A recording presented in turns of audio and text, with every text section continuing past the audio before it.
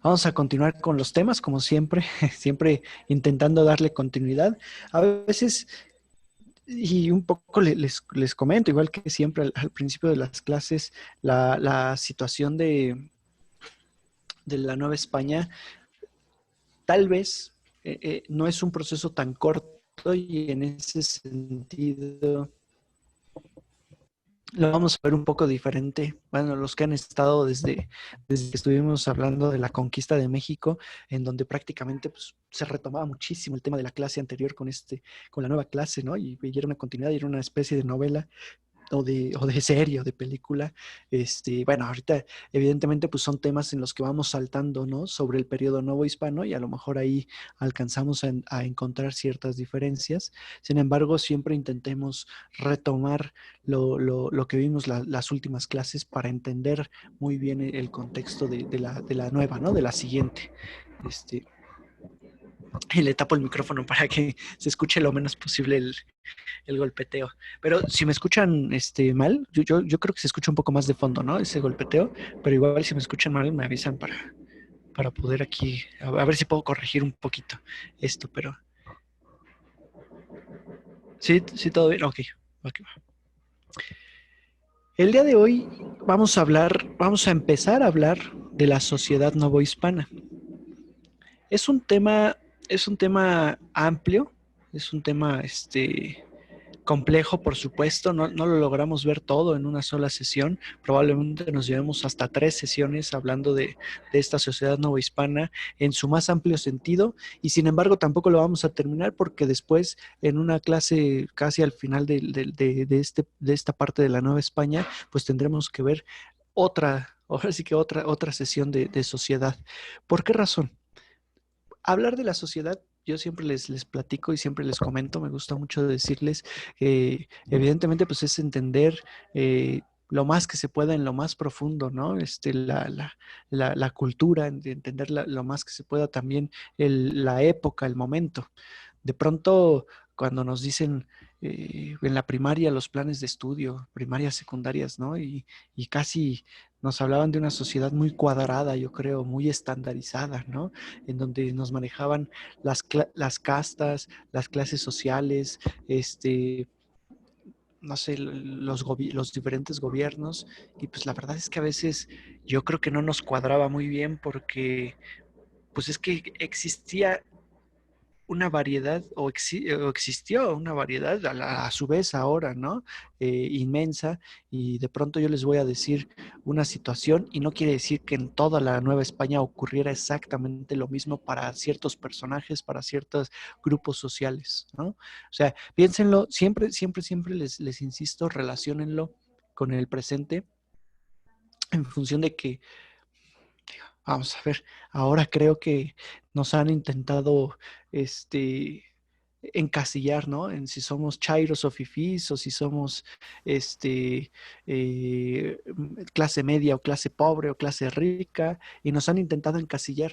Y sin embargo, no, eso no se puede. O sea, nadie somos igualitos al otro, no somos, vamos, los citadinos dentro de la Ciudad de México. Pues yo creo que eso ya lo habíamos también platicado. Dentro de la Ciudad de México no vamos a tener la misma cultura, unos que otros, y luego los del norte con los del sur, y luego los de Yucatán con los de Campeche, y los de Monterrey con los de Coahuila, y dentro de cada estado va a haber una diversidad tremenda de la sociedad, que hay características culturales que son muy similares y que por eso podemos hablar de la cultura mexicana, y en ese sentido podemos hablar de la cultura novohispana, ¿de acuerdo? Intentando buscar esas semejanzas casi siempre, en este caso. El asunto es que, el asunto con esto es que, pues también hoy particularmente en estos, digamos, en estas 3 clases o 2 clases, no sé, eh, pues dependiendo cuánto logremos avanzar, vamos a hablar sobre todo de la Ciudad de México. Después, insisto, vamos a hablar de los pueblos, vamos a hablar del exterior, de las provincias, ¿de acuerdo? Ya un poco, mira aquí, justamente dice, de hecho se clasificaba por los tonos, dice Juan Carlos, ¿no? Se clasificaban por los títulos y el color de piel, ¿no? O sea, si eran racistas la época novohispana, sí. O sea, creo que en el amplio sentido de la palabra sí lo eran y evidentemente hasta no hace mucho así era, ¿no? Este, y a lo mejor sigue siendo, o sea, se sigue utilizando de esa forma. No sé si vieron o les gusta el fútbol y hace poco el Paris Saint-Germain contra, no recuerdo qué equipo, detuvieron un partido por el insulto de un árbitro, ¿no? O sea, el árbitro insultó a un auxiliar técnico y se detuvo el partido justamente por esas acciones y por esas palabras racistas que pues evidentemente tienen que ver con tonos de piel y con clase social y con recursos económicos principalmente. Un texto básico, un texto importante, que a mí me gusta recomendarles porque se entiende, han hecho, bueno, son varios, ¿verdad? Además de los que ya les recomendé la clase pasada, que son estos dos de la Ciudad de México, pues son autores que igual, especialistas en los temas, se llama Historia de la Vida Cotidiana en México, justamente. Creo que les recomendé la parte uno en algún momento, ahora les recomiendo justamente el segundo volumen, que pues es coordinado por Antonio Rubial y que trae una gran variedad de temas. Espérenme, déjenme, se los enseño.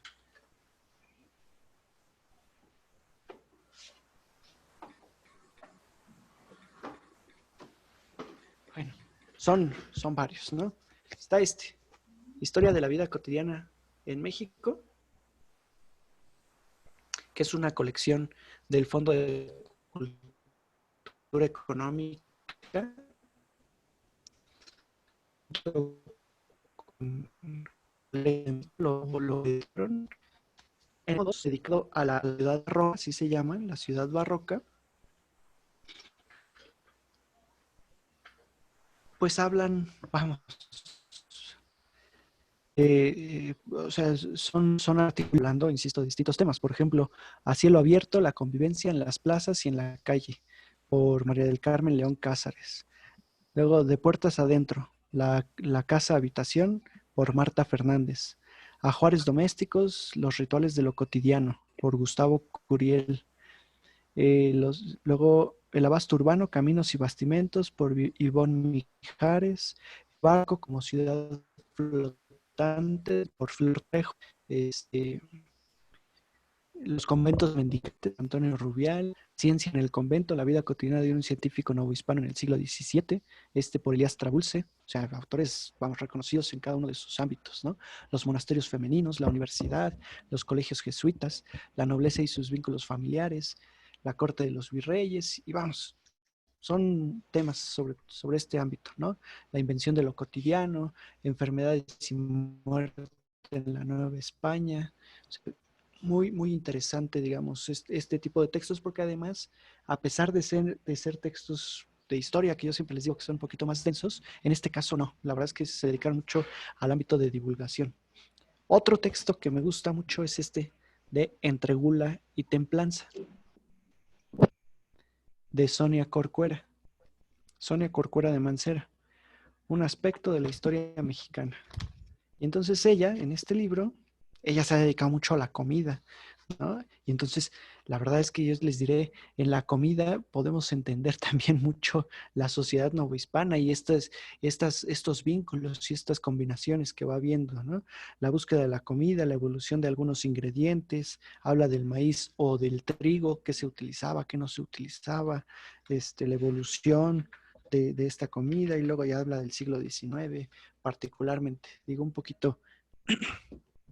Y ya nada más para terminar, antes de iniciar, otro que se llama El Fraile, el Indio y el Pulque. Lo mismo, de misma Sonia Corcuera de Mancera. Y y bueno, no me acuerdo de qué habla, no es cierto. No, está bueno porque pues, evidentemente hace toda una historia del pulque, de la borrachez, ¿no? De cómo cómo en el periodo prehispánico, ella hace un estudio del antecedente de cómo en el periodo prehispánico al borracho se le mataba, bueno, el pulque, pues acuérdense, era la bebida sagrada de los dioses, ¿no? Este libro Lo está que se bueno, ¿eh? consideraba. ¿Cómo? Ese libro está bueno. Sí, sí, sí, sí, exactamente, exactamente. Y en serio, ¿eh? El pulque era considerado la Hay que bebida vender sagrada, eso. la bebida sagrada de los dioses, ¿no? Y entonces solo los sacerdotes podían tener acceso al pulque y la sociedad solamente podía tener acceso en la época ritual. Pero pues era un trago o un litro de pulque, yo creo, ¿no? Es lo que aguantaran, yo considero. Pero no, no, no. El asunto es que no podían emborracharse.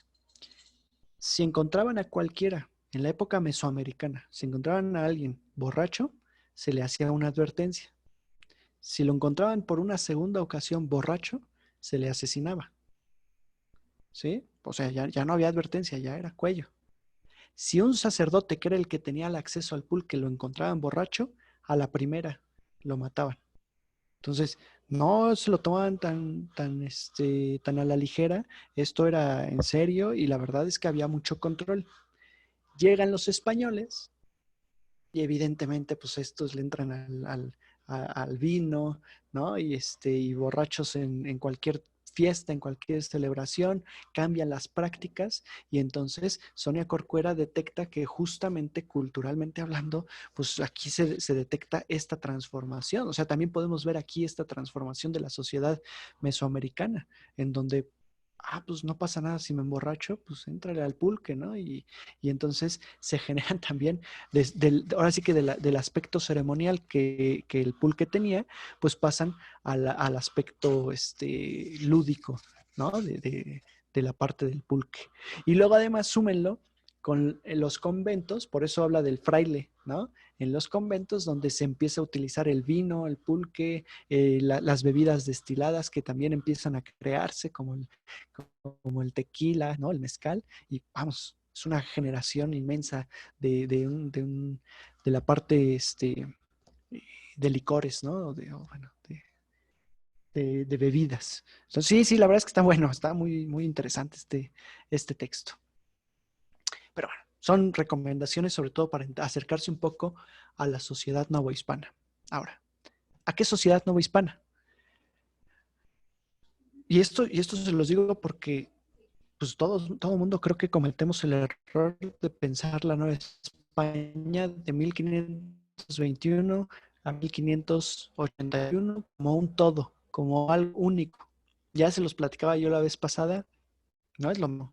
Una cosa es el primer periodo en que se está formando la Nueva España, otra cosa es el siglo y una etapa, pues este periodo ya del criollo, de aquel que se quiere independizar de España o separar o generar nuevas formas diferentes a las de España, ¿no? Entonces, la del periodo previo a la independencia. Entonces, son sociedades distintas. Ahorita vamos a intentar acercarnos a esa primera sociedad, a esa sociedad que se está formando, esa sociedad que se está creando en la Ciudad de México, que no es lo mismo que la de las sociedades rurales. También ahí vamos a hacer diferencia y lo vamos a ver en otro momento, esas sociedades rurales. ¿De acuerdo? Acuérdense ustedes, los que lograron ver este, eh, cuando hablábamos de la Ciudad de México, la Ciudad de México Tenochtitlan, pues que digo, ya no me voy a ir muy tan atrás, por supuesto, simplemente quiero que se entienda un poco la dinámica de la Ciudad de México y en ese sentido, pues cómo debió de funcionar la sociedad novohispana que se va creando. Ya vimos también la parte de las encomiendas. Las encomiendas, perdón, me regreso ahí. Sí. Las encomiendas no se dan en esta zona. Las encomiendas se dan afuera, se dan en los pueblos, en lo que nosotros consideramos, bueno, no nosotros, lo que ellos consideraban como provincias. Entonces, son al exterior, ¿de acuerdo? Esas encomiendas. Aquí en la Ciudad de México apenas se están repartiendo predios para construir casas que ahora les llamamos palacios prácticamente, y que en efecto son, se van a crear estas grandes construcciones poco a poco. Tampoco son todas del siglo XVI, son muchas de ellas hasta el XVII o el siglo XVIII, ¿de acuerdo? Apréndanse esto. Los tres siglos. Siglo XVI es el siglo de formación, siglo XVII es el siglo de, digamos, el siglo de auge, y el siglo XVIII, que también es parte del siglo de auge, pero ya al final del XVIII, pues ya es el declive o el tránsito a un México independiente, vamos a llamarle así. Entonces, cuando hablamos del siglo XVI, apenas se está formando la Nueva España y la situación novohispana. Para esto, pues recuerden ustedes que cuando llegan los españoles, esta era la distribución de la Nueva España, de México Tenochtitlan, ¿sí? Estaba la Ciudad de México Tenochtitlan rodeada por un islote, era un islote y estaba rodeada por un lago, perdón. Prácticamente el islote era el mismo en esos momentos ya que el de Tlatelolco. Había evolucionado, anteriormente estaban por separado y a partir de las chinampas se habían juntado, se habían reunido, ¿sí? Estos dos islotes. Había calzadas, la calzada México-Iztapalapa o Coyoacán-Iztapalapa, que llegaba justamente a estas dos comunidades que ya estaban en fin, la calzada del Tepeyac al norte y la calzada México-Tacuba, que vale decir, pues se considera la calzada más antigua de México o la calle más antigua de México porque es la única que sí retoman los españoles para después, para lo que fue la Ciudad de México. ¿De acuerdo? Entonces, por eso la México-Tacuba. Por supuesto, ahí ustedes van a ver otras calzaditas, pero ya son calzadas no tan bien formadas, que aquí las marcan simplemente por delimitarlas, pero no están tan bien formadas. Desde la Ciudad de México solamente son esas tres. ¿Sale? El asunto es que fundándose la ciudad, bueno, me acerco un poquito, fundándose la Ciudad de México Tenochtitlan, hay un crecimiento, llegan los españoles, observan eso y acuérdense que la primera reacción es no fundar sobre esa ciudad, sino fundar en Coyoacán. ¿Sí? Y después, Hernán Cortés, ya esto ya está un poco platicado, ¿no? Ya simplemente es recordar, Hernán Cortés decide volver y fundar sobre esta gran ciudad, sobre este gran islote. ¿Por qué? Pues porque era el símbolo del poder político, el símbolo del poderío científico, vamos a decirlo también, ¿no?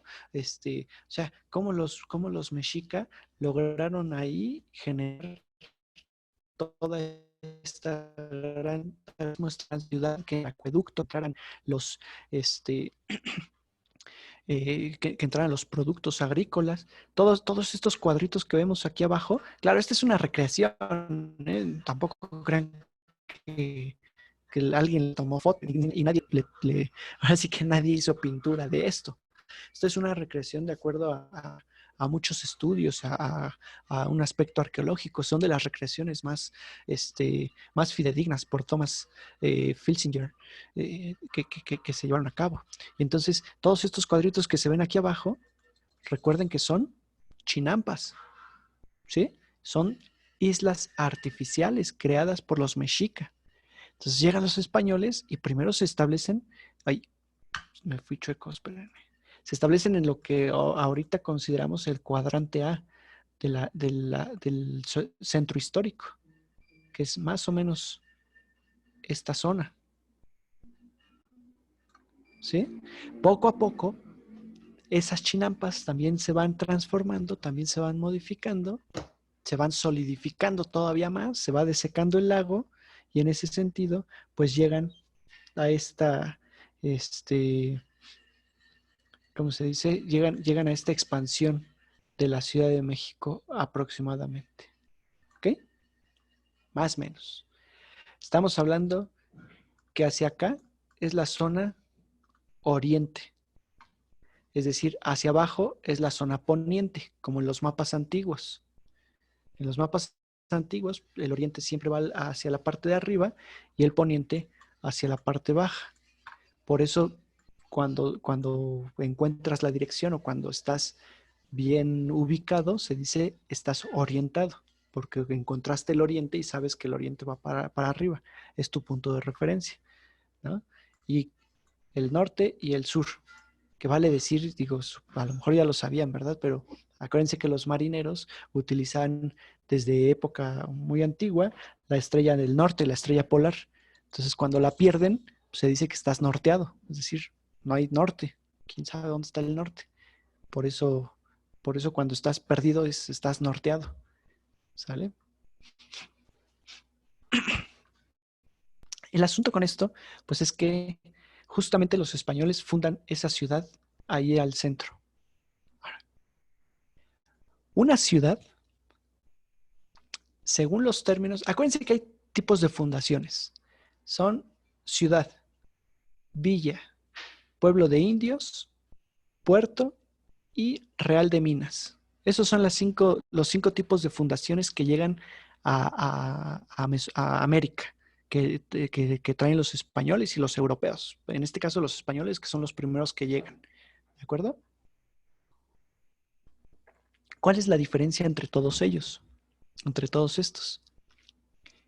Por un lado, el número de habitantes, pero también por el otro, la importancia y el tipo de habitantes. Justamente un poco lo que comentaba Juan Carlos hace rato, ¿no? El racismo, pues al final hasta ahí se nota. Una ciudad era únicamente para españoles. Son fundaciones en donde únicamente pueden vivir españoles. En una villa de menor categoría, de menor población, o sea, menor número de población, viven españoles e indígenas y mestizos, ¿sí? Viven de los dos, pero con un gobierno español. Y en un pueblo de indios, únicamente viven indígenas. A lo mejor un señor encomendero por ahí, pero en realidad es indígenas o son indígenas los que viven. Entonces, insisto, pues ahí se nota evidentemente esa parte racista, ¿no? El puerto ahí no necesariamente es el tipo de población, sino el puerto, bueno, hay puerto mayor y puerto menor. Los puertos mayores son únicamente para españoles y están, pues, por supuesto, en la costa, y el puerto menor, pues, es para una variedad de población y están, sí, en la costa también, pero son más pequeños, no tienen tanto comercio, todo ello. Y el Real de Minas, que también no importa quiénes vivan, sino que sea una población a un lado en función de una mina o de una serie de minas. En este caso estamos hablando de que se está fundando la Ciudad de México. La Ciudad de México, donde técnicamente tenían que vivir únicamente españoles. ¿Cómo hacen eso? ¿Cómo logran eso? Si anteriormente todo esto está fundado por indígenas. No los pueden correr. A muchos los mataron, por supuesto, pero otros no. Y además, ok, van a vivir solamente españoles, pero entonces, ¿quién va a llevar a cabo la construcción de las casas? No lo hacen los españoles, o sea, ellos no levantan los edificios, lo hacen los indígenas, ¿sí? No, en todo caso, pues también como dicen, los esclavos, que no había esclavitud, ¿no? Entonces, la casta negra, ¿de acuerdo? En ese sentido, pues sí está bien, ellos van a trabajar, pero la idea es que no vivan ahí. Entonces, en teoría, todos los días salen, ¿de acuerdo? Todos los días se van. Pero pues sí, esto es como, al principio sí, ay, sí, voy y vengo, ¿no? Pero después es, no, pues me quedo aquí. O sea, estar yendo y viniendo todos los días es bastante, bastante complicado y salir de la ciudad no es posible. Además, la ciudad me pertenecía, vivíamos antes ahí. Y entonces lo que ocurre es que se funda alrededor de las ciudades los 4 barrios indígenas o los 4 barrios de indios. Alrededor de la ciudad, perdón, de la Ciudad de México. ¿Sí? Es decir, esto era el antiguo centro ceremonial, lo que nosotros conocemos como el Templo Mayor. La gran ciudad pues, es más o menos esta, la Ciudad de México, y todo es el islote de México Tenochtitlan, y dentro de ese islote está dividido en 4 barrios.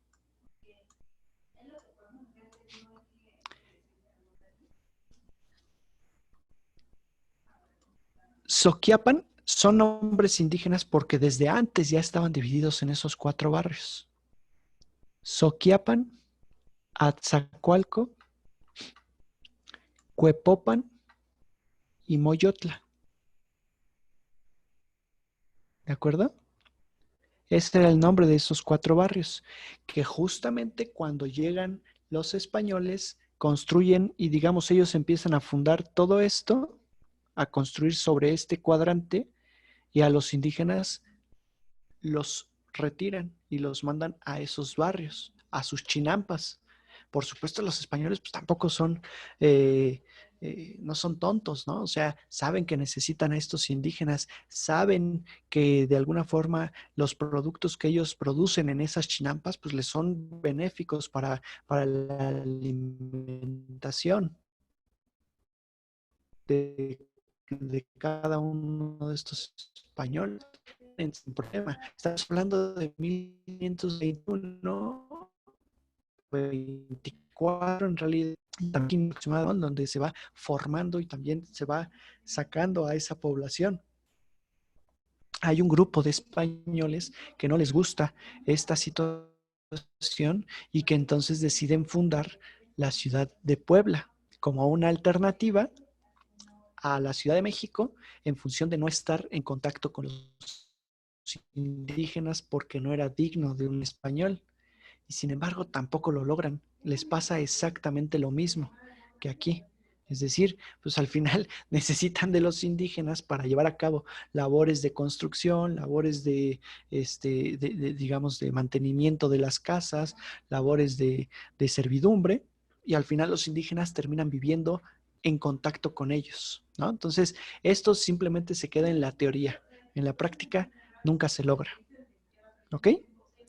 A todos estos barrios indígenas, por supuesto, pues se empiezan a enfocar la evangelización, que esto también ya estaba un poco hablado, ¿no? De cómo se llevó a cabo la evangelización. Simplemente recordarles que pues se van fundando capillas en las esquinas de los barrios. Perdón, me fui muy afuera. Es más o menos por aquí dentro, en las esquinitas dentro de la Ciudad de México. Ya ni se nota, ¿verdad?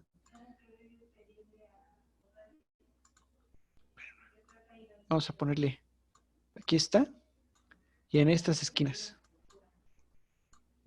¿Sale? Empiezan a fundar capillas de barrios para que los indígenas pues, acudan también a ser evangelizados y tengan pues toda esa religiosidad muy marcada, ¿no? A estas. Y entonces Moyotla, Cuepopan, Atzacoalcos y Soquiapan adquieren el nombre de un santo porque santificar la ciudad y rodearla de esta, digamos, de esta santidad también implica darle un valor mayor, ¿no? Es decir, ya está protegida por la religión, ya está protegida por Dios. Santa María Atzacoalco. O sea, el pueblo de Atzacoalco, que es el de acá, está dedicado a Santa María.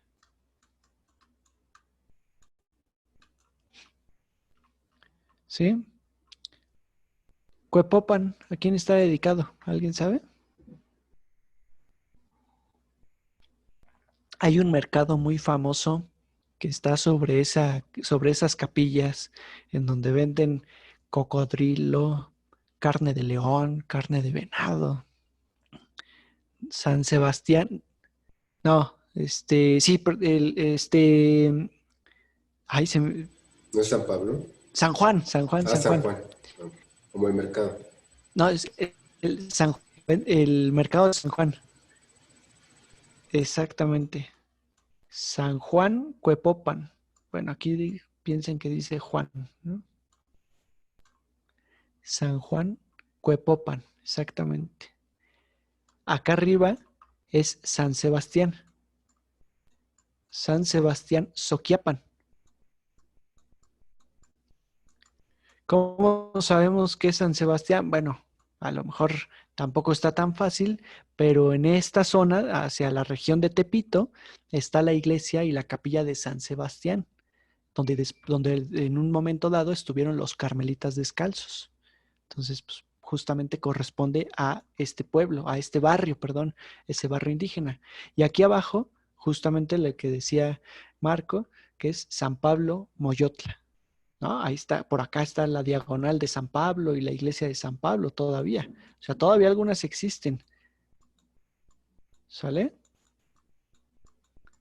Por supuesto, esta parte de santificación, digamos, se va a ver muy marcada durante toda la construcción de la Ciudad de México, pues evidentemente con los edificios religiosos, con los tantos edificios religiosos y los barrios dedicados justamente acá a los distintos santos, ¿no? El barrio de San Francisco, el barrio de Santo Domingo, el barrio de San Agustín, el barrio de Portacelli, el barrio de la Merced es el único que sobrevive en la actualidad, que está ahí, que es curiosísimo, ¿no? El gran barrio de la Merced por el convento de los Mercedarios, que ahora ya se ubica por el mercado, ¿no? Que en teoría estaría hacia las afueras, ¿sí? Todos los jesuitas también se fundan o van fundando ahí dentro. Y entonces van generando justamente, pues ahí están, miren, ya se los había escrito. Ay, y yo tardándome en escribirles ahí con el puntero ya lo tenía escrito. Perdón. Este, Eso se va a ver reflejado, se va a ver representado justo en los planos, en los mapas, en las representaciones pictóricas, ¿no? de la Ciudad de México. Tengo que hacer la aclaración, digo, a veces es complicado que ustedes y que incluso hasta yo mismo entendamos la Ciudad de México del siglo XVI cuando tenemos muy pocas referencias pictóricas de esa Ciudad de México del siglo XVI. De hecho, prácticamente no hay nada, ¿no? Hay dibujos como los que yo les decía de este libro este, no, de Cervantes de Salazar. Hay algunos dibujitos y ni siquiera corresponden a toda la ciudad, o sea, son dibujos de esta índole, ¿no? Entonces, prácticamente es muy complicado entender cómo fue la Ciudad de México del siglo XVI, porque las representaciones que tenemos son del siglo XVII o siglo XVIII, que son estas que les voy a mostrar. Entonces, piensen que esto ya es una ciudad elaboradísima, ¿sí? De 1620. Pasó mucho tiempo para que esto se formara, pero nos deja ver justamente, o sea, estos biombos de la Ciudad de México nos permiten entender el proceso por el cual pasaron para llegar a este espacio. ¿Sale? Como les dije, si ustedes si ustedes leen a Cervantes de Salazar e intentan revisar en estos biombos o en la ciudad actual, no corresponde para nada. Por ejemplo, dice que a un lado de la Plaza Mayor estuvo el sitio para tiendas que se le concedió a Gonzalo Ruiz. Eso ya no existe. ¿Por qué ya no existe? Pues porque ahora está el Zócalo sobre eso. Atrasito estuvo el portal de mercaderes o los portales de mercaderes y lo cruzaba la calle de San Francisco. ¿De acuerdo? Eso sí existe. La calle de San Francisco es actualmente la calle de Madero, exactamente, ¿no? Que sería esta de aquí, ¿ok? Sí, es esa de ahí. Bueno, es que la puse con dos rayas, pero se las voy a ir marcando con una sola raya. Una sola rayita, ahí está. La calle de Madero. Dice que ahí hay unos solares enfrente de la Plaza Mayor, que en teoría es esto de aquí, la Plaza Mayor. Hay unos solares para la iglesia, simplemente. O sea, la iglesia no existe. Él está hablando en 1554. Él está escribiendo en 1554. 30 años después de la conquista, todavía no existe esta gran catedral o esta gran iglesia. Apenas están marcados los solares para la iglesia. Luego dice que la catedral, que la iglesia que ya están empezando a construir, tiene una orientación oriente-poniente. Ah, caray, uno va al Zócalo y la orientación de la catedral es norte-sur. Esta iglesia que estamos viendo ahorita es norte-sur. El oriente está acá arriba. El poniente, acuérdense, está aquí abajo. ¿Qué ocurrió? Ajá, pues resulta que en 1565 deciden destruir la pequeña catedral que habían construido e iniciar la catedral metropolitana. ¿Ustedes han ido ahí a la catedral? Seguro sí, ¿no? Seguro, creo que todos lo conocemos. Hay unas ventanas arqueológicas afuera en el atrio. Y entonces muchos se acercan y, ay, mira, son las pirámides que están abajo de la catedral. Pues no es cierto. Esas ventanas arqueológicas corresponden a los basamentos de la primer catedral construida, mandada a construir por Hernán Cortés, ¿no? Y luego pues, ya continuada por demás arquitectos, Alonso García Bravo y otros que intervinieron. Entonces ahí se ven mosaicos todavía del ábside de la primer catedral. La fachada de esa primer catedral está actualmente en el Hospital de Jesús. Es la portada del Hospital de Jesús. ¿De acuerdo? ¿Por qué? Pues porque evidentemente era una catedral pequeña que no correspondía a la importancia de la Ciudad de México que debió tener en su momento. ¿Ok? Entonces, justamente, pues no nos cuadra a veces eso que dice Cervantes de Salazar. Incluso dice que en esta, porque además marca, déjenme, les borro para que lo tengan claro. Él marca los solares en esta zona. Entonces, todo esto de aquí atrás marca solares divididos. Solares, acuérdense que son extensiones de tierra, ¿no? Que miden mucho, porque no sé exactamente cuánto miden, pero son grandes, son grandes extensiones de tierra, que son tiendas para los tañedores, eh, casas para Gonzalo de Alvarado, para Juan de Hinojosa, para Luis de la Torre, para Alonso de Villanueva, para Doctor de Ojeda y para Juan de la Torre. Bueno, y todavía marca ahí Pedro Moya de Contreras, Pedro González, Hernando Alonso Herrero, la mayoría de ellos conquistadores. ¿Y qué pasa? Que les quitan esas solares para donárselos a la catedral. No, pues con razón se enojaron los conquistadores. O sea, aquí entendemos por qué los conquistadores estaban súper molestos con el virrey al quitarles tierras y quitarles la encomienda. Pues como que me das esos solares y ahora los tengo que donar a la iglesia. Digo, seré muy religioso, pero resulta que no estoy tan feliz, ¿no? Entonces, muchas de esas tierritas que ahora pertenecen a la catedral, en su momento fueron de los conquistadores. Por supuesto, en este biombo o en este tipo de biombos, ustedes noten cómo tampoco corresponde 100% a la realidad de lo que vamos a tener en la Ciudad de México, actualmente y en su momento. ¿Por qué? La catedral nunca tuvo, esta cúpula para el siglo XVII no existía. Esa la hizo Manuel Tolsá hasta el siglo XIX, 1804, perdón, 1804. Entonces, no existía. La catedral nunca tuvo una torre. Siempre fue diseñada con dos torres. O sea, nunca, e iban construyéndose a la par. Entonces, simplemente son representaciones. Para estos biombos a lo que se alude es al simbolismo. ¿De acuerdo? Para estas torres siempre aludimos en total al simbolismo, ¿no? Es decir, el hecho de que sobresalgan cúpulas y torres campanario significa que es una ciudad santa, que es una ciudad santificada, que es una ciudad protegida por la divinidad y que en ese sentido es digna de habitarse, ¿no? Porque pues, evidentemente la religión en este momento es algo que sobresale, ¿de acuerdo? Y sin embargo, insisto, tendremos la representación de la mayoría de los conventos que en verdad se fueron fundando poco a poquito. En 1524 se funda el convento de San Francisco. ¿En dónde estuvo?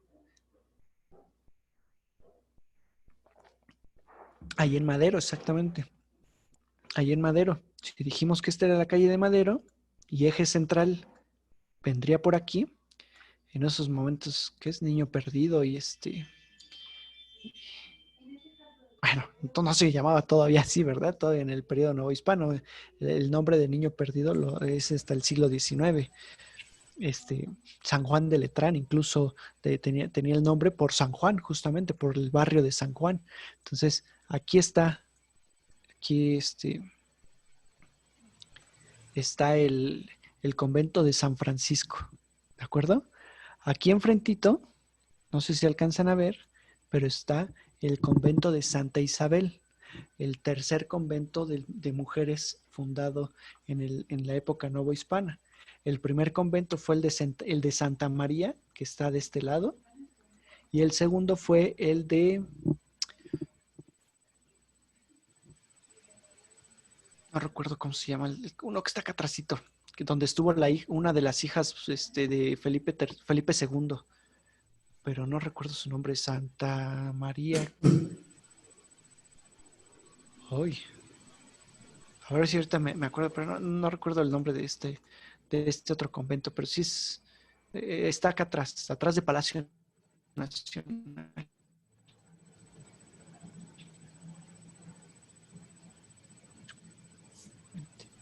Para que estén viendo mayor problema. Estos de aquí, Santo Domingo, que es este de aquí, ¿ya vieron? Este Santo Domingo, atrasito de Catedral, pegado hacia el poniente. San Agustín. Aquí tenemos el convento de San Agustín. No es cierto, perdón. El convento de San Agustín está hasta acá. Es este de aquí. ¿Ok?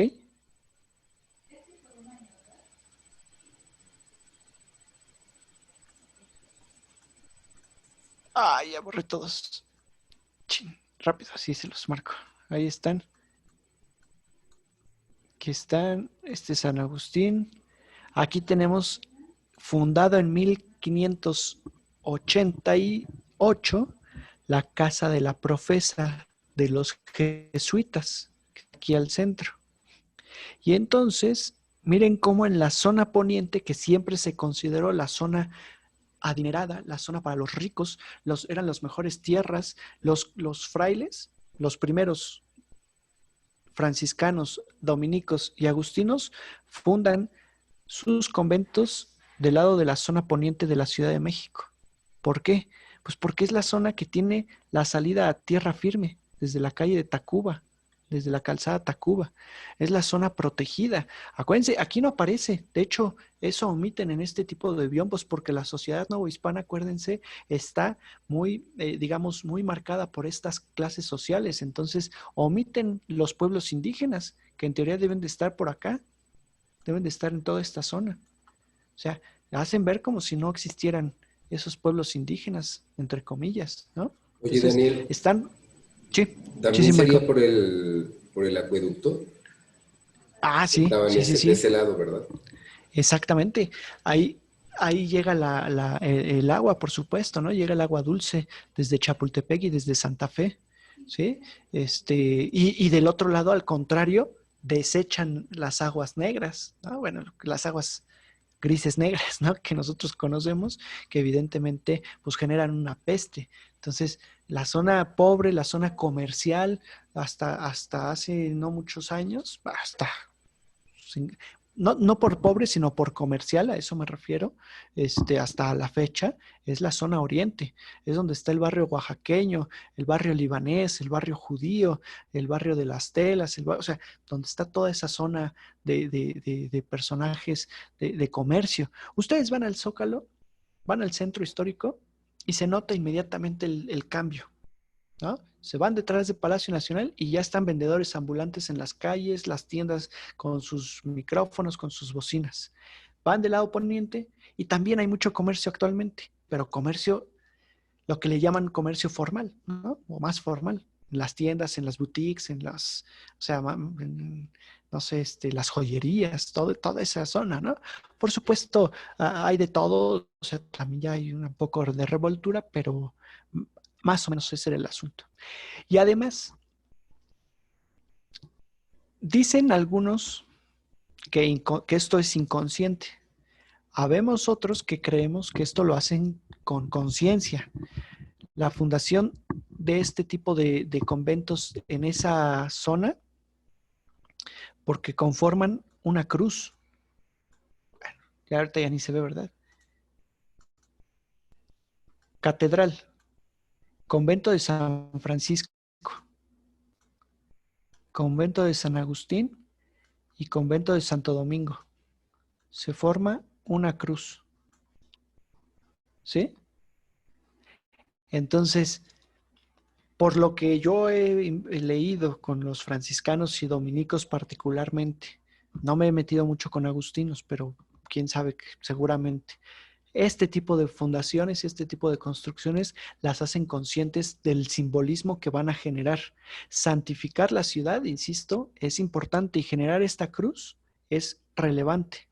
Cuando llegaron las otras órdenes, carmelitas, franciscanos descalzos, mercedarios, juaninos, betlemitas, ¿no? Poco a poco que van llegando, no les permiten fundar aquí, los mandan para atrás, los mandan a los carmelitas, los mandan acá a San Sebastián, ¿no? A los mercedarios los mandan acá, a la zona oriente. A los jesuitas les permiten fundar en esta zona de atrás y luego acá. Pero luego los jesuitas ganan una batalla, ¿no? Legal y les venden este terreno, justamente el que está en la intersección, en la cruz. Y ahí fundan la casa de la profesa. Simbólicamente, la casa más sobresaliente, ¿no? de la Nueva España. Sí, como dice Juan Carlos, un poco como el código de Da Vinci. Sí, claro, o sea, pero en este caso, vamos, con simbolismos un poco menos, quisquillosos, yo diría, ¿no? O sea, simplemente es simbolismos, importantes, ¿no? Pero sí, sí, sí, o sea, simbolismos religiosos porque la gente así lo entiende también. La sociedad de esa época lo entendía sin mayor detalle, sin mayor problema. ¿Ok? En estos momentos, por supuesto, estamos viendo una plaza mayor sin mayor relevancia, más que por tener a la catedral en realidad ahí enfrente, y estamos viendo también una plaza de Santo Domingo del lado izquierdo que tampoco sobresale. Es decir, a pesar de que la plaza pública era muy importante porque era el centro de la vida novohispana, en realidad este tipo de biombos solamente se representa la iglesia particularmente. Si ustedes quieren identificar aquí los solares, quieren identificar las casas y decir, ay, mira, esta es la casa de los azulejos, pues no lo van a lograr porque ni siquiera existía la casa de los azulejos, ¿no? En estos momentos. O la verdad es que son un poco aislados o son un poco, eh, ¿cómo se dice? Al aire la pintura, ¿no? Ya lo han intentado algunos historiadores y no refleja lo que hay en el centro histórico porque se nota evidentemente pues, que nada más es representar esta serie de iglesias, pero representan lo que mencionaba Marcos, este acueducto. Este acueducto, por ejemplo, ¿no? ¿De dónde traen la vida? ¿De dónde traen el agua? De Chapultepec y de los montes de Santa Fe. De los montes de Santa Fe llegaba el acueducto hasta Chapultepec. De hecho, hay un texto que crearon en el Instituto de Investigaciones Estéticas, Raquel Pineda, Origen, Vida y Muerte del Acueducto de Santa Fe. Está muy, muy interesante este libro porque justo permite ver cómo se empiezan a pelear por esas tierras de Santa Fe para controlar el agua, ¿no? O sea, curiosamente, ahora vale mucho las tierras de Santa Fe por otra cuestión, por la cuestión comercial, pero en su momento era por los manantiales. No quiero ser presumido, pero por ejemplo, digo, yo vivo hacia la parte baja, hacia Miscuac, por supuesto, ¿no? Colonias más populares, vamos a decirlo así, mucho más populares, pero cuando hacen el cierre ¿cómo se dice? Del sistema de drenaje ¿cómo se llama? Del Cuxamala, del sistema Cuxamala, este, nunca nos ha tocado quedarnos sin agua en estas colonias, porque aquí nos abastecen de la zona de la montaña de allá arriba de Santa Fe, justamente. Entonces, casi siempre hay agua hacia esta región del poniente. Muchas veces es hacia el valle de la ciudad, donde en verdad afecta mucho ese abastecimiento. Bueno, pues en su momento, por eso eran los pleitos. Se juntaba en Chapultepec, continuaba y entraban hasta esta zona del acueducto. Aquí está Salto del Agua. Ahí estaba la fuente de Salto del Agua. ¿Sí? En este punto de aquí. Y había una desviación de ese acueducto que entraba, rodeaba la Alameda Central. Bueno, la Alameda, en esos momentos no era la Alameda Central, era un parquecito. Y llegaba hasta la fuente de la Mariscala, que ya no existe, por supuesto, ¿no? Que ya no está ahí. Vean la Alameda, chiquita, cuadradita, muy pequeña. Y vean el convento de los dieguinos, que a estos, ¿se acuerdan que les dije? Los dieguinos eran tramposos porque decían que pues, eran franciscanos descalzos y en ese sentido eran franciscanos, y entonces se aprovecharon de eso para fundar en la zona poniente. Ah, pero fundas afuera de la ciudad. La ciudad llegaba hasta aquí, entre comillas, hasta lo que ahora es eje central. Entonces, ¿quieres fundar? Fundas afuera de la ciudad, en otro espacio. ¿Sale? Como les dije, la plaza pública, ahorita vamos a ver la plaza principal y entenderemos pues, pero la plaza pública empezó a ser importante. Si de por sí, en la época mesoamericana, y ustedes lo saben, en la época mesoamericana, la vida era afuera de las casas.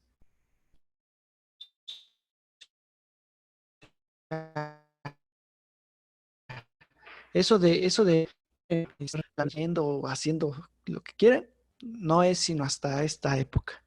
Ustedes van a cualquier población, ustedes van a Veracruz, van a Hidalgo, van a Oaxaca, y la gente está fuera de las casas, está en los patios. ¿Sí? La gente está tomando el sol, está tomando el fresco, está en los áticos, está afuera. ¿Sí? Aquí en las ciudades donde nos hemos vuelto eh, ermitaños, como dicen algunos, ¿no? O sea, nos encerramos y no convivimos casi con nadie. Pero entonces, en la época mesoamericana, la casa, por eso las casas, híjole, es que aquí se involucran muchos temas, pero cuando vayan a Oaxaca, a la Mixteca Alta, van a ver que las casas prehispánicas, bueno, indígenas, porque no son prehispánicas, más bien son indígenas, no tienen ventanas. Son pocas las que tienen ventanas. Y entonces dice uno, pues ¿cómo pueden vivir así? Pues es que solo lo usan para dormir. Solo utilizan esas casas y esas habitaciones para dormir. Todo el resto del día lo pasan afuera. ¿Para qué quieren ventanas si al dormir pues están todo a oscuras? ¿No? Entonces, por eso no. Bueno, las plazas públicas eran importantes para los indígenas, eran importantes para toda la cultura mesoamericana, también para los españoles. Era el lugar en donde se exhibían, era el lugar en donde exhibían su jerarquía, en donde aparentaban, ¿no? Salían con sus caballos, con sus carretas. Claro, esta es una fotografía del siglo XIX, de la Plaza de Santo Domingo. ¿Cómo sabemos que es del siglo XIX? Pues porque ya no está el convento aquí. Ya Benito Juárez ya lo destruyó. No les tengo yo fotos anteriores, pues porque no están tan complicadas conseguirlas, ¿no? Pero bueno, más o menos tiene la estructura que debió tener al momento de la construcción.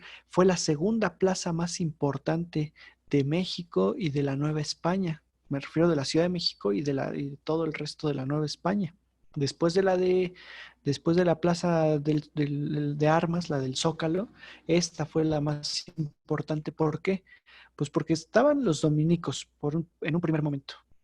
En este espacio estaba el edificio, que no es este como tal, pero estaba un edificio perteneciente al Tribunal del Santo Oficio, a la Inquisición, que llega a la Nueva España en 1571.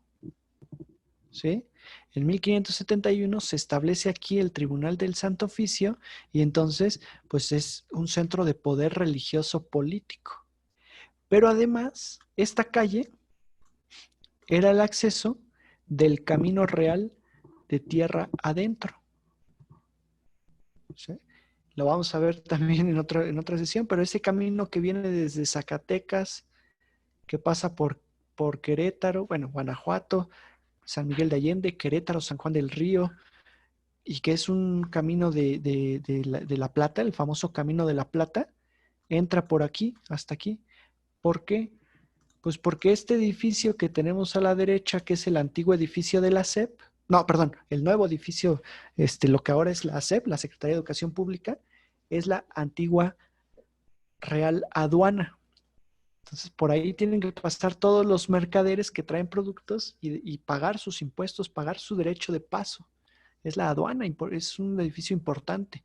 Cuando tengan la oportunidad, vayan a la SEP y pidan un recorrido guiado. Ese edificio es muy bonito, muy, muy impresionante. ¿De acuerdo? Entonces, estas plazas empiezan a convertirse en un punto importante para la vida social de la Nueva España. ¿Por qué?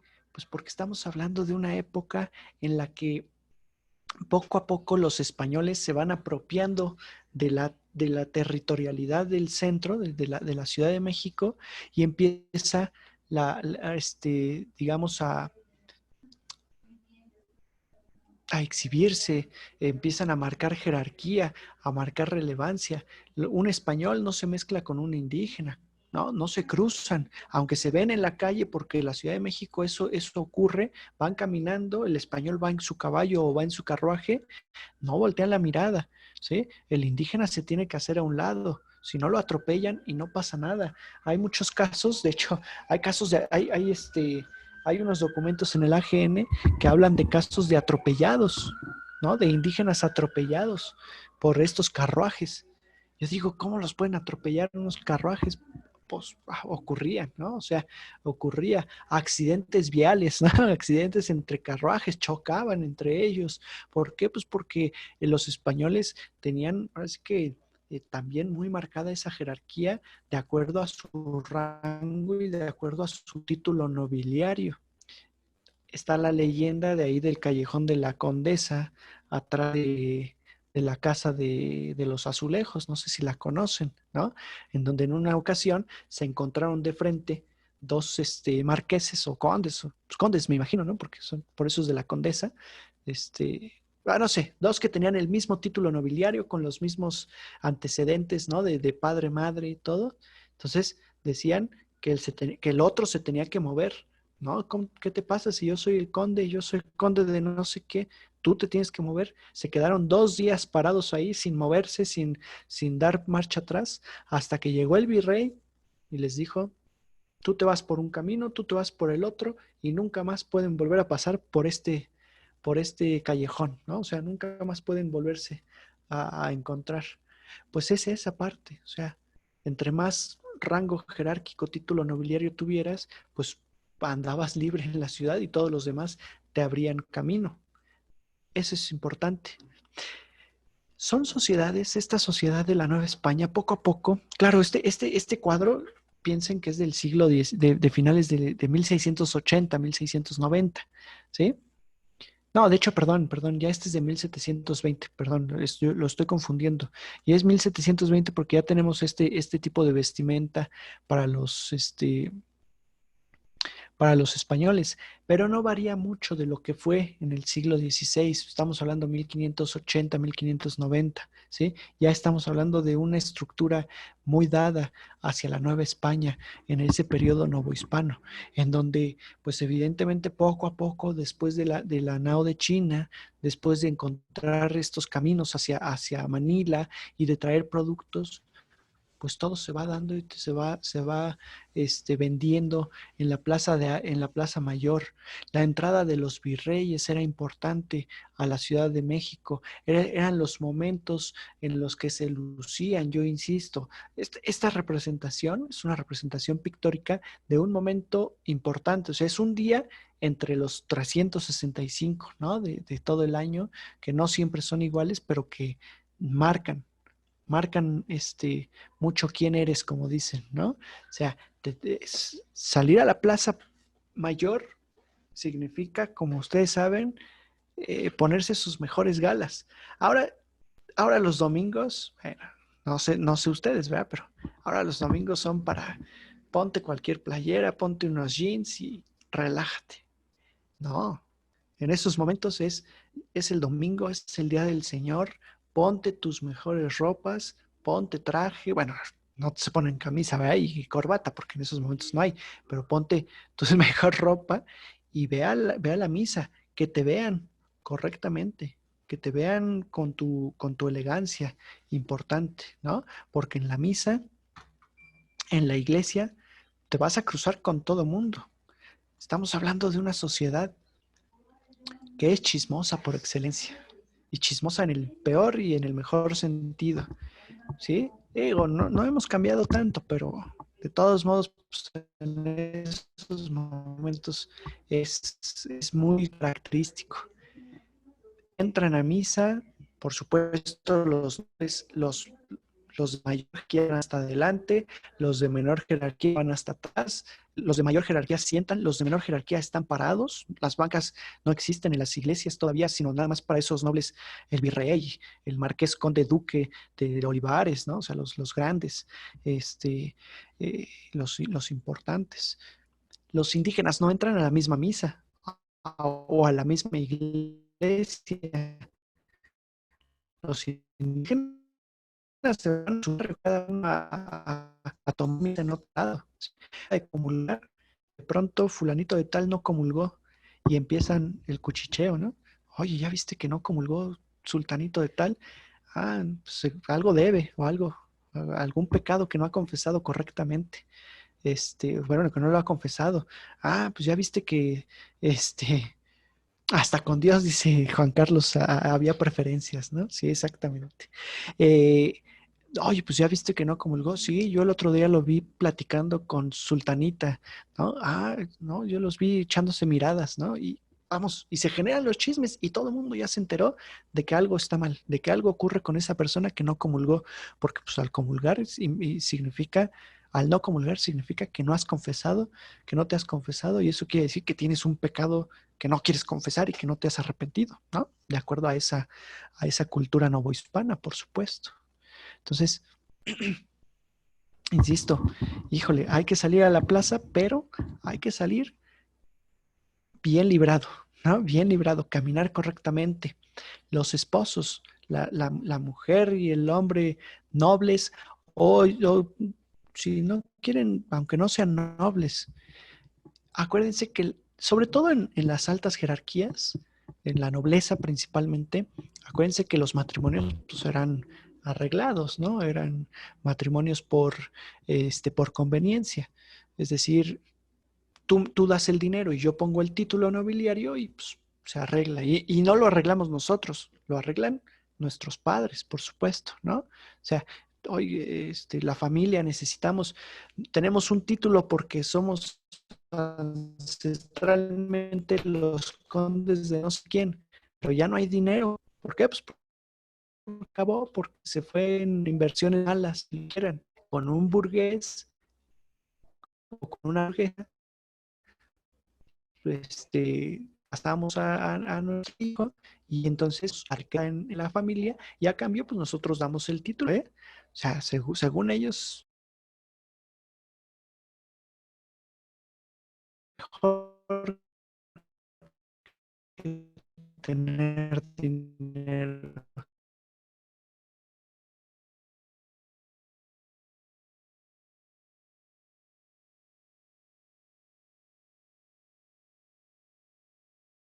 Pero ante Dios, ante los ojos de Dios en la iglesia, porque pues, para esto parece que Dios solamente ve en la iglesia, ¿verdad? Entonces, pues ahí dentro venimos juntos y no hay ningún problema. Cosa que afuera, pues no siempre ocurre. ¿Sale?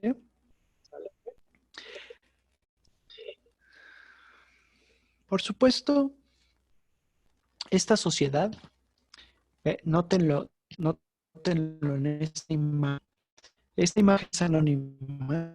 Es una pintura anónima que se encuentra en el Museo Nacional del Virreinato. Se titula La de un virrey. ¿Sí? Entonces, los virreyes también, se los dije la clase pasada, ¿verdad? De la ciudad de la Nueva España a Perú. Entonces, tiene que salir, pero no se va hasta que no llegue su sucesor desde España, casi siempre. Cuando se encuentran, ellos no se ven. Un rey sale por la calzada de Iztapalapa y el otro rey por el Peyac y después por Tacuba. ¿De acuerdo? Y ahí en Tacuba le arman estos arcos, arcos del triunfo que le llaman. Son adornos florales impresionantes. El último que se hizo fue para Agustín de Iturbide. Bueno, no me acuerdo, un presidente del siglo XX mandó a hacer su arco del triunfo, no recuerdo quién, pero por ahí escuché, por ahí tengo nociones de que alguno del siglo XX, por supuesto en este caso priista, ¿no? Porque pues casi todo el siglo XX fue priista prácticamente.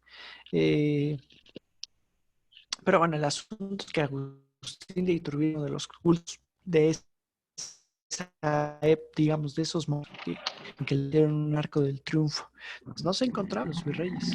Y la entrada de un virrey significaba pues una nueva oportunidad, una nueva forma de gobierno, una nueva posibilidad de que las cosas cambien, entre comillas, aunque seguía siendo lo mismo. Simplemente pues era esta situación de que ahora hay algo nuevo, ¿no? Igual y las cosas son diferentes, quién sabe.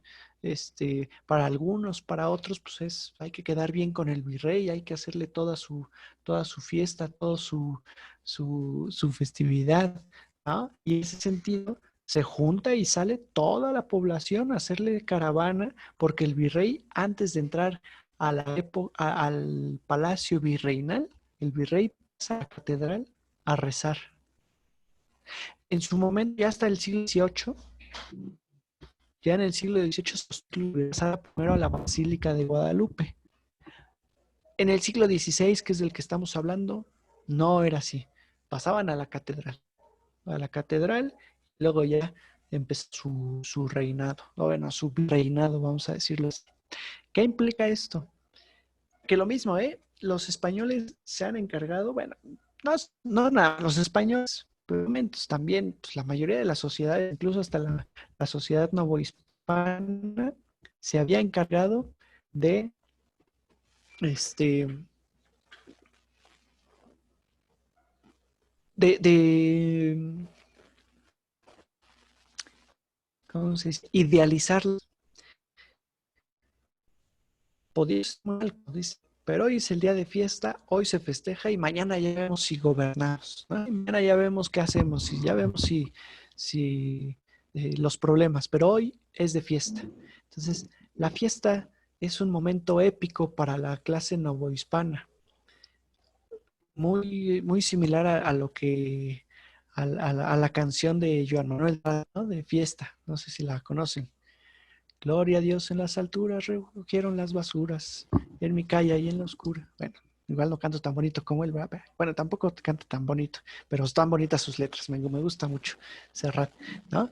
La de vamos subiendo la cueva en mi calle, comenzó la fiesta, ¿no? Entonces, ¿qué dice Serrat? Que el villano, el prohombre y el gusano bailan y se dan la mano. O sea, todos se convierten en iguales. Están marcadas las jerarquías, sí, pero es un momento diferente, es un día diferente. Todos van igualitos, todos van de la mano, todos participan, todos van por entendidos. Se acabó la fiesta, entonces, uno vuelve su pobreza y el otro que es, ¿no? Y dicen, y el Señor cura sus pesas. Tal cual, tal cual.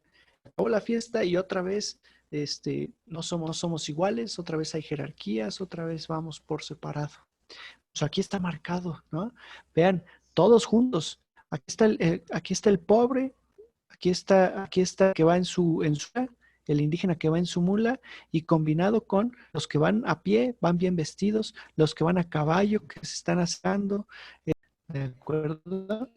Estos, una especie de puestos ambulantes, se llaman aquí, ¿de acuerdo? Y además,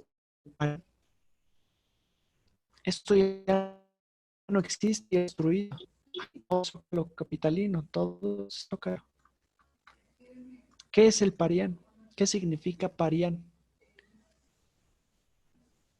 ¿Qué se habla en Filipinas? ¿Tabuán? ¿Cómo es? ¿Tabuán? ¿Tabuano? ¿Tabuán? Bueno, el idioma filipino, el idioma de Tágalo. Filipinas, que no recuerdo. Tágalo, algo así, por ahí va. Parián significa mercado, ¿de acuerdo? Y entonces, pues es el mercado, que es el mercado en donde se venden los productos que vienen desde Filipinas y que vienen desde Oriente, en la nao de China, que entran a la Ciudad de México y que después de aquí se van a España, pero muchos se venden aquí en la Ciudad de México. Ya hablaremos de esa parte comercial y de esa parte de la nao de China. Todo, insisto, hay muchos temas todavía que iremos viendo poco a poco, ¿no? Pero entonces, este mercado en donde no se encuentran los mismos productos. A veces los mercados son como las iglesias, ¿no? Están en contraesquina y son diferentes entre sí, son para distintas finalidades. Igual los mercados, en un mercado encuentras las especias, encuentras frutos distintos, bueno, porcelana china, marfil, ¿no? Claro, en sus debidas proporciones y con su justo precio, por supuesto, que pues no es para nada barato todo eso que se vendía en el Parián, muchas telas que después los llegan Estoy oyendo. en el siglo XVIII, los libaneses venden telas hacia la parte hacia la parte oriente, hacia Portachel y toda esa zona del centro, ¿no? En cambio aquí, en este mercadito, se venden productos agrícolas de la Ciudad de México. Es decir, esos indígenas que producen en Santiago, Santa María Tzcualco, en San Juan Cuepopan, en San Sebastián, ¿qué es? Soquiapan y en Moyotla, en estos 4 barrios, ellos pueden vender en este mercado sus productos. ¿Por qué? Aquí hay una acequia real. ¿Ya la vieron? Ahí hay una acequia, un canalito que entra desde la Viga, calzada La Viga, pasa por Corregidora, por lo que hoy es la calle de Corregidora, pasa por el mercado del Volador y ahí venden sus productos en el mercado del Volador. Actualmente está el edificio de la Suprema Corte de Justicia, encima donde estaba esa plaza del mercado del Volador. Y ahí en ese mercado del Volador es donde venden sus productos la gente que viene de Xochimilco, que viene de Chalco. Este es el mercado del Volador. Y aquí no pueden vender los que entran de la Ciudad de México, bueno, de las afueras, de los barrios de la Ciudad de México. ¿Sale? O sea, un comercio impresionante lo que se da todos los días. No crean que es nada más los jueves o nada más los domingos, no. Ese comercio son todos los días. Es decir, si más o menos ubicaron, aquí está el mercado del Volador. Actualmente, insisto, ahí está el edificio de la Suprema Corte de Justicia. Esta acequia real que ya vieron aquí abajo, ¿sí? En la parte de aquí abajo entra la acequia, estos canales que todavía se mantenían hasta principios del siglo XX, incluso todavía después de la Revolución, todavía había parte de los puentes de esa acequia real ahí, y aquí daban vuelta hacia aquí abajo, daban vuelta hacia abajo, y eran estos de aquí, este de aquí, o sea, van en sentido de abajo para arriba. ¿Sí me explico? Sí, más o menos, o a lo mejor está un poco torcida ahí las imágenes, pero más o menos, ¿no?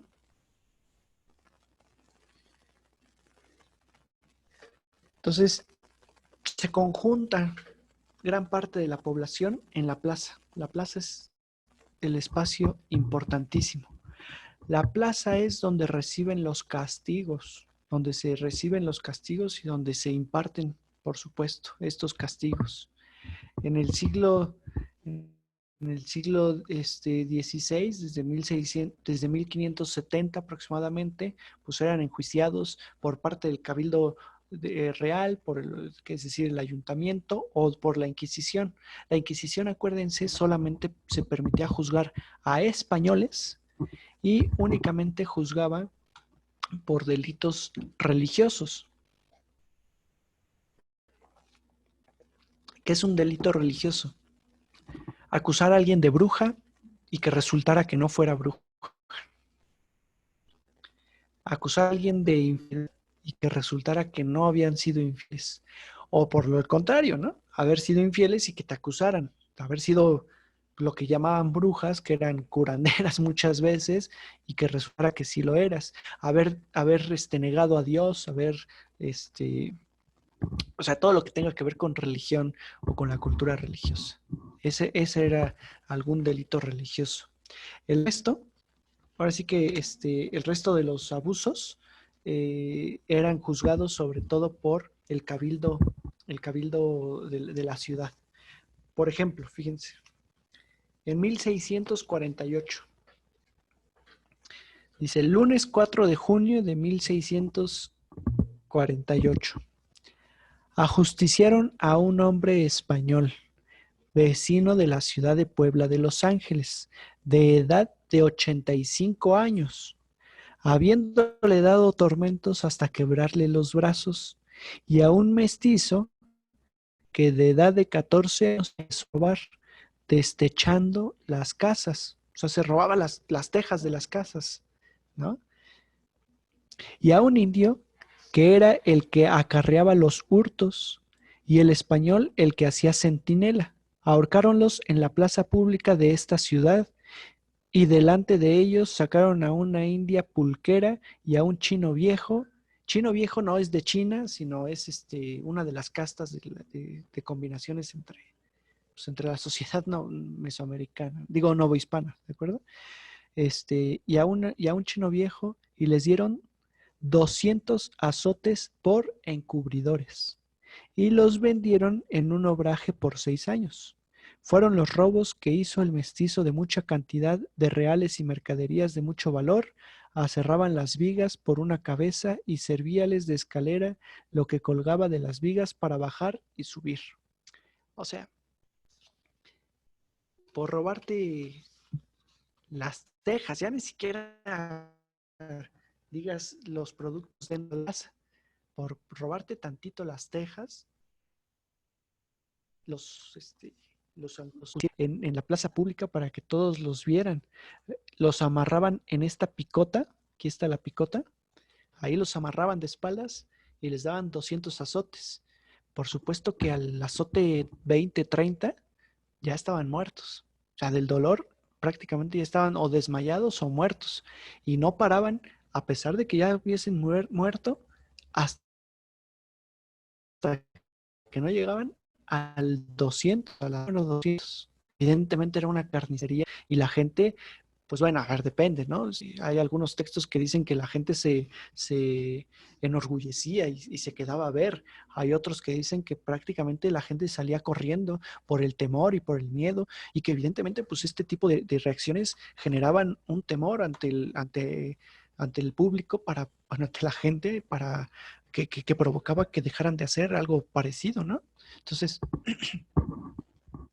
vamos, tal vez hasta cierto punto funcionaba ese tipo de castigos y ese tipo de tormentos, ¿sale? Por supuesto, la Inquisición pues no los quemaba en esta plaza. Los quemaderos de la Inquisición estaban aparte de la Alameda Central, lo que fue el convento de San Diego de Alcalá, ¿de acuerdo? El que está ahí, donde está el mural de Diego Rivera. No sé si lo conocen, el de Un Domingo en la Alameda, ese. Un domingo, un paseo. Bueno, ese mural de Diego Rivera. ¿De acuerdo? ¿Dudas? Mucho que ver, ¿eh? Nos falta ver a los universitarios, la universidad, la Real y Pontificia Universidad, la imprenta. Hay que hablar, por supuesto, de las transformaciones, de las procesiones. Vamos a hablar de la nao de China, de los barcos, toda esa parte de la sociedad. Entonces, yo creo que todavía la próxima clase le continuaremos hablando de la sociedad novohispana. Muy bien, muy interesante, Daniel, muy padre. Pues qué bueno que les va gustando. Ahora sí les debo un poco de imágenes porque no hay muchas del siglo XVI. No les quiero meter tantas del siglo XVIII porque si no los voy a confundir. Les va a pasar lo que normalmente pasa, que creemos que la sociedad novohispana vestía de esta forma cuando en el siglo XVI vestían diferente, ¿no? Nos sirven un poco de referencia, pero es que hay muy pocas de ese momento, de esos momentos. ¿Sale? Entonces por eso pues, vamos en alguna que otra de estas imágenes. ¿Dudas, preguntas, Pues muy bien. comentarios? Yo te quería hacer una consulta. El primer biombo, el que Sí, vimos, sí, sí. que estuviste detallando, ¿ese está en el Franz Mayer? ¿Es de los que está ahí En el Franz en Mayer, Franz? exactamente. Ok, Este es el biombo del ese mero. Franz Mayer. Sí, Ok, exactamente ahí. porque ahí hay varios que se pueden ver, ¿no? Así es. Sí, sí, sí. De hecho, hay tres, si mal no recuerdo, ahí en el Franz Mayer de la ciudad, sobre la Ciudad de México. Está el biombo de la conquista acá en el Museo en el Virreinato, y en el Castillo de Chapultepec también hay otros dos, creo que de la Ciudad de México, sobre la Ciudad de México, de estos biombos que se hicieron, muy interesantes, muy bonitos. Bien, ahí en este se notó quién lo mandó a hacer, ¿no? Como decías tú, las órdenes. El clérigo, ¿no? Exactamente, sí. Sí, sí, sí, la parte del clero que ahí representan. Igual les traigo más imágenes de la Ciudad de México para dentro de 8 días, de estas vistas de abuelo de pájaro del siglo XVII. Muchas de ellas son del siglo XVII, simplemente para comparar qué sí aparece, qué no aparece, ¿no? Un poquito, que veamos esa parte también. Buenísimo. Aquí nos pone ¿Sale? Rosita que gracias, disfruté mucho esta clase. Muchísimo. Ah, qué padre. Qué bueno, qué bueno, qué bueno, Rosa. Muchas gracias. Pues nos vemos dentro de 8 días. ¿Sí es dentro de ocho Sí, días? ¿No, verdad? sí, sí, Sí, sí. todavía. Sí, muchas gracias a Próximo todos. lunes, ¿no? Sí, Perfecto. que estés muy Gracias. bien. Gracias, Daniel. Gracias a todos. Cuídense mucho, gracias. Saludos. Bye, bye. Bye. Saludos. Nos vemos el lunes. Bonita semana. Igualmente. Bye, bye. Hasta Bye. luego. Bye. Bye, Lilian. Bye, bye. Bye, bye, Liliana. Bye. Bueno, chao, señores. Chao, Daniel. Nos vemos, Marco. Que estés bien. Gracias, igual. Bye, Juan. Hasta Cuídense luego, mucho. muchachos. Bye, Freddy. Bye, bye.